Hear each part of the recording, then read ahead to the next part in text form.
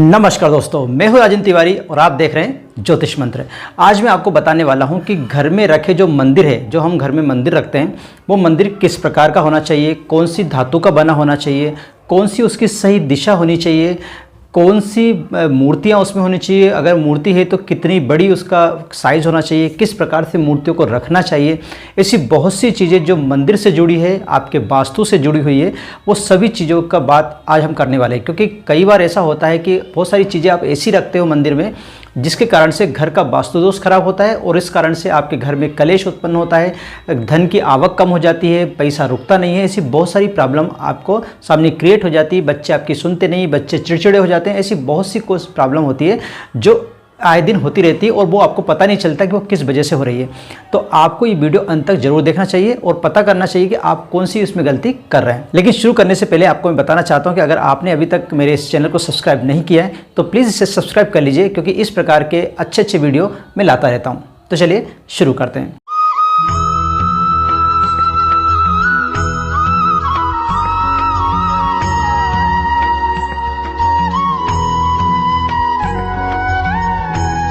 तो सबसे पहले बात कर लेते हैं मंदिर की। तो मंदिर किस चीज़ का बना होना चाहिए, जो आप घर में मंदिर रखते हो वो किस चीज़ का बना होना चाहिए। तो देखिए, सबसे उत्तम जो होता है वो होता है लकड़ी का मंदिर। लकड़ी का मंदिर आपने देखा हुआ तो मार्केट में मिलते भी हैं। तो लकड़ी का मंदिर आप छोटा बड़ा कैसा भी ला सकते हो और उसकी स्थापना आप घर पर कर सकते हो, या फिर आप संगमरमर का जो पत्थर होता है उसका भी मंदिर मिलता है मार्केट में, वो भी मंदिर ला के आप रख सकते हो और उसमें अपने भगवान रख सकते हो। तो दो तरह के मंदिर सबसे उत्तम होते हैं, एक तो लकड़ी का सबसे उत्तम और उससे कम जो होता है वो होता है संगमरमर का। इन दोनों में से कोई सा भी मंदिर का यूज़ कर सकते हो, लेकिन लोहे का बना हुआ या स्टील का बना हुआ मंदिर आपको यूज़ नहीं करना चाहिए। अगर आप लोहे या स्टील का मंदिर यूज़ करेंगे तो इसमें राहु, केतु और शनि की जो कुदृष्टि है वो आपके घर पर पड़ेगी और आपको तकलीफ़ों का सामना करना पड़ेगा। अब बात करते हैं मंदिर रखने की सही दिशा की। तो मंदिर रखने की जो सही दिशा है, आपके घर का जो पूरा देख लीजिए कि कौन कौन सी दिशा कहाँ कहाँ पर है। तो जो ईशान कोण होता है, जिसको हम पूर्व और उत्तर का कोना बोलते हैं, वहाँ पर आप मंदिर को रख सकते हो। अगर वहाँ पर इस जगह आपके पास नहीं हो तो आप पश्चिम दिशा में भी मंदिर को रख सकते हो, क्योंकि पश्चिम दिशा में जब मंदिर रखोगे तो उसका जो मुंह होगा वो पूर्व की तरफ होगा। इस तरह से आप या तो पश्चिम दिशा में या फिर आप ईशान कोण में आप अपने मंदिर को रख सकते हो। सबसे बड़ी बात बताता हूँ कि मंदिर में कभी भी भगवान की जो प्रतिमा है या फिर कह सकते हो कि उनकी तस्वीर है वो अकेले नहीं रखनी चाहिए। बहुत सारे लोग रखते हैं, जैसे शंकर जी की मूर्ति रख ली है या फिर विष्णु भगवान की मूर्ति रख ली है या तस्वीर लगा ली। ऐसे नहीं, आपको हमेशा चाहिए कि आप जो भगवान की मूर्तियाँ रखें या भगवान की तस्वीर रखें वो जोड़े में रखें। जोड़े मतलब जैसे आपने राधा और कृष्ण राधा की मूर्ति रख ली, या विष्णु लक्ष्मी जी की मूर्ति रख ली, या शिव पार्वती या मूर्तियाँ रख ली, या इस प्रकार से तस्वीर रखेंगे। कभी भी सिंगल नहीं रखेंगे, क्योंकि सिंगल अगर आप रखते हो तो घर में कलेश उत्पन्न होता है, साथ ही घर के जो लोग हैं उनके बीच में आपसी प्रेम भाव कम हो जाता है। और अगर आप जोड़े की मूर्ति रखोगे तो घर में प्रेम भाव बढ़ेगा, घर के सदस्यों में प्रेम भाव बढ़ेगा, पति पत्नी में आपस में प्रेम भाव बढ़ेगा। इसलिए आपको हमेशा जोड़े वाली मूर्तियाँ रखनी चाहिए। और एक बात का ध्यान आपको रखना है कि जो मंदिर में कितनी भी मूर्ति रखी रहे, लेकिन गणेश जी की मूर्ति होना बहुत ज़रूरी है, क्योंकि गणेश जी को प्रथम पूज्य माना जाता है और उनकी अगर मूर्ति नहीं रखेगी तो रिद्धि सिद्धि का वास नहीं होगा और ये हम सब के लिए अच्छा नहीं होगा अगर रिद्धि सिद्धि का वास हमारे घर में नहीं होता है तो। इसी के साथ आपको एक और बात बताना चाहता हूँ कि मंदिर में जो आप शिवलिंग रखते हो वो शिवलिंग हमेशा आप जो अंगूठा है उसके आकार का रखें। बहुत बड़ा शिवलिंग रखने से कोई मतलब नहीं है, अच्छी बात भी नहीं होती, ये अच्छा माना भी नहीं जाता है। तो इसलिए आप अंगूठे के आकार का, यानी कि उसकी हाइट इतनी हो, इतना ऊंचा शिवलिंग आपको रखना चाहिए। एक और बात आपको यहाँ बताना चाहता हूँ कि जो भी आप मूर्ति रखें या शिवलिंग रखें या कोई भी चीज़, कोई से भगवान की प्रतिमा रखें, दो के रूप में नहीं होनी चाहिए। मतलब ऐसा नहीं कि कोई कहीं से एक शंकर जी लिया है वो भी रख दिया, दूसरे किसी ने लाया वो भी रख दिया। ऐसे होता है बहुत घरों में, बहुत सारे मंदिरों में ऐसा होता है कि दो तीन तरह के चीज़ें एक ही भगवान की दो तीन तरह की मूर्तियाँ रखते हैं या दो तीन तरह की तस्वीर रखते हैं। तो ऐसा आपको नहीं करना है। ऐसा करने से घर का वास्तु खराब होता है। इसलिए एक भगवान की एक ही मूर्ति रखें, एक से ज़्यादा मूर्ति या एक से ज़्यादा तस्वीर नहीं रखना चाहिए। घर में हनुमान जी की मूर्ति अवश्य रखें। अगर आप मंदिर में नहीं रखो तो घर का जो मेन गेट है वहाँ पर हनुमान जी की मूर्ति लगा सकते हो। इससे क्या होगा कि आपकी नकारात्मक जो शक्तियाँ हैं, घर में जो नकारात्मक शक्तियाँ होती है वो नहीं आती है, और अगर घर में उत्पन्न होती तो भी उससे समाप्त हो जाती है। साथ में बल और बुद्धि का भी विकास इससे होता है। इसलिए हनुमान जी की मूर्ति अवश्य लगाना चाहिए। मान लीजिए आप जिस घर में रहते हैं वहाँ दो परिवार रहते हैं, तो दोनों परिवार के अलग अलग मंदिर नहीं होना चाहिए। अगर एक साथ रह रहे हैं आप तो और दो परिवार रह रहे हैं, जैसे दो भाई रह रहे हैं एक साथ रह रहे हैं, तो उन दोनों का अलग अलग मंदिर नहीं होना चाहिए, मंदिर एक ही होना चाहिए, दोनों लोग उसमें पूजा कर सकते हैं, लेकिन अलग अलग मंदिर नहीं रखना चाहिए। बहुत लोग क्या करते हैं कि जो तुलसी माता का जो क्यारा होता है, तुलसी माता का जो आपने देखा होगा जिसमें हम तुलसी लगाते हैं, वहाँ पे गणेश जी की मूर्ति या फिर शंकर भगवान का जो शिवलिंग है वो रख देते हैं। ऐसा आपको बिल्कुल नहीं करना चाहिए, ये एक अच्छी बात नहीं होती, ये अच्छा माना भी नहीं जाता शास्त्रों के हिसाब से। तो ना तो आप गणेश जी की मूर्ति रखेंगे और ना ही शंकर भगवान की मूर्ति कभी भी नहीं रखेंगे, किसमें, तुलसी जी के क्यारा में।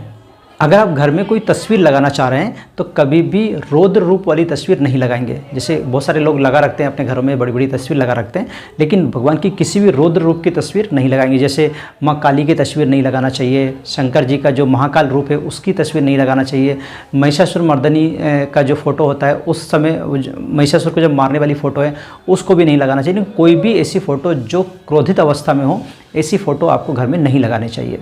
पति पत्नी के रूम में, यानी जहाँ पर पति पत्नी निवास होते हैं, उस जगह पर आपको किसी भी भगवान की मूर्ति या तस्वीर नहीं लगानी चाहिए। जब आप पूजा करते हैं, पूजा आपकी जब समाप्त हो जाए तो उस मंदिर में, जिस मंदिर में आप पूजा कर रहे हैं, मैंने घर के मंदिर की बात कर रहा हूँ, उसमें आपको लाल कपड़े से मंदिर को ढक देना चाहिए। यानी पूजा करने के बाद आप लाल कपड़े से मंदिर को ढक दीजिए। मांस मदिरा का सेवन करने के बाद ना तो आप मंदिर के आसपास जाएं और ना ही मंदिर में प्रवेश करें। ये बहुत बड़ा पाप होता है, इस पाप से बचें। आप कभी भी इस तरह से, इस अवस्था में जब हो तो आप मंदिर बिल्कुल ना जाएं। जब आप व्रत अनुष्ठान में हो, यानी कि जैसे अभी नवरात्र गया है, नवरात्र का टाइम हो या किसी भी ऐसा टाइम जब आप व्रत की अवस्था में हो, व्रत कर रहे हो या कोई अनुष्ठान कर रहे हो, उस समय चाहिए कि पति पत्नी को अलग अलग रहें। क्योंकि अगर पति पत्नी अनुष्ठान के समय रति क्रिया में अगर सम्मिलित होंगे तो उससे उत्पन्न होने वाली जो संतान है वो चरित्रहीन होगी और वो संतान नपुंसक भी हो सकती है। इसलिए आप ध्यान रखना कि ऐसी अवस्था में जब कि आप अनुष्ठान या व्रत में हो, उस समय आपको एक दूसरे से दूर रहना है। एक दूसरे से दूर रहने का मतलब आप समझ गए होंगे।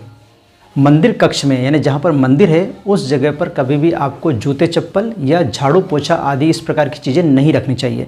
जैसे बड़ा सा हमारे पास रूम है और उसमें ही मंदिर लगा हुआ है हमारे पास, किसी भी कोने में मंदिर है, तो उस पूरे रूम में आप ना तो झाड़ू और पोछा रखें और ना ही आप वहाँ पे जूते चप्पल रखें।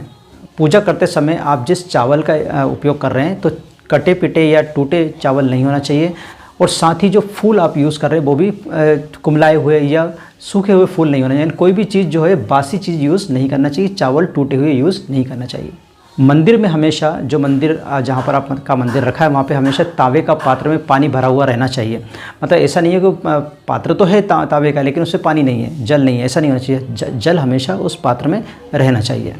एक बहुत अच्छी बात बताता हूँ आपको, जो शादीशुदा महिला हैं उन्होंने हमेशा तैयार होकर ही भगवान की पूजा करनी चाहिए। अगर मंदिर भी जा रहे हैं तो तैयार होकर जाएं, घर में पूजा भी कर रहे हैं तो तैयार होने का मतलब ये नहीं कि आपको बहुत सजना संवरना, ऐसा कुछ नहीं है, लेकिन आप अच्छे से वेल ड्रेस होकर, अच्छे से बाल माल बना के फिर आप मंदिर में पूजा करने बैठें या फिर मंदिर जाएं। क्योंकि अगर आप इस प्रकार से नहीं करेंगी तो आपके पति की जो आयु है वो कम हो जाएगी, साथ में घर में गरीबी जो है वो आपका घर पकड़ लेगी। मतलब अगर आप तैयार होकर नहीं रहेंगे पूजा करते समय या मंदिर जाते समय अगर आप तैयार नहीं होंगे तो आपकी पति की भी उम्र कम होगी, साथ में घर में गरीबी भी रहेगी। इसलिए ध्यान रखें कि आप हमेशा तैयार होकर और अच्छे से मंदिर में पूजा करें।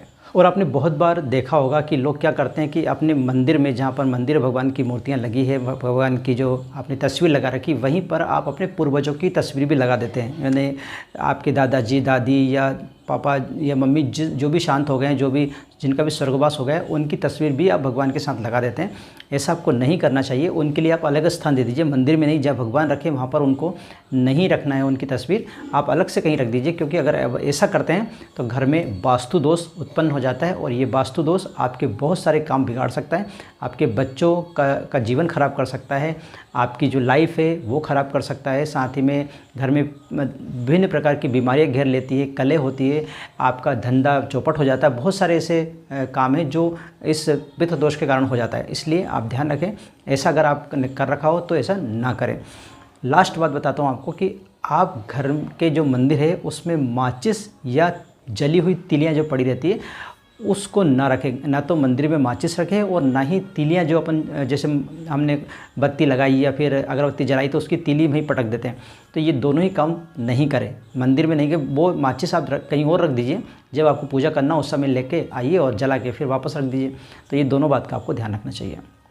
आशा करता हूँ मैंने बहुत सारी चीज़ें बताई है, आपको शायद ध्यान ना रहा है, लेकिन आप बार बार वीडियो को देखिए, पता चल जाएगा कि कौन कौन सी चीज़ आपको करना है और कौन कौन सी चीज़ नहीं करना है। ये सारी चीज़ें मैंने वास्तु से रिलेटेड बताई है, साथ ही जो हमारे धर्म ग्रंथों में लिखी है वो बातें आपको बताइए। आशा करता हूँ कि आपको ये वीडियो अच्छा लगा होगा। अगर आपको वीडियो अच्छा लगा है तो प्लीज़ से लाइक कीजिए, शेयर कीजिए और मेरे चैनल ज्योतिष मंत्र को सब्सक्राइब कीजिए। आज के लिए बस इतना ही, मिलते हैं नए विषय के साथ। तथा आप रहिए खुश और मुझे दीजिए आज्ञा। जय हिंद।